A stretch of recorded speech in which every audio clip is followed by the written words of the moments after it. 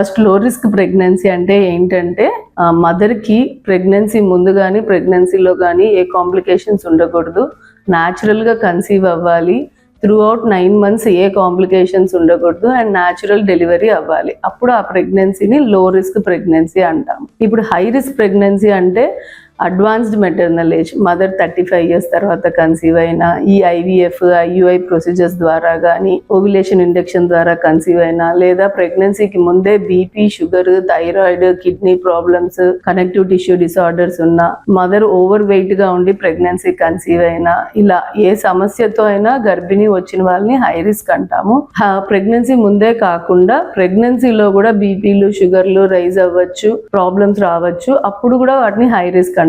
అలాగే బేబీలో ఏమన్నా అవయవాల లోపాలు ఉన్నా, లేదా మాయ కిందికి ఉన్నా, లేదా ప్రీవియస్ గా చాలా అబార్షన్స్ అయ్యి ఇప్పుడు కన్సీవ్ అయినా, సో ఇట్లా ఏ సమస్య ఉన్నా వాటిని హై రిస్క్ అంటాము. సో తల్లి నుండి బిడ్డకు కానీ, బిడ్డ నుండి తల్లికి కానీ ఏ సమస్య వచ్చినా దాన్ని హై రిస్క్ ప్రెగ్నెన్సీ అంటారు.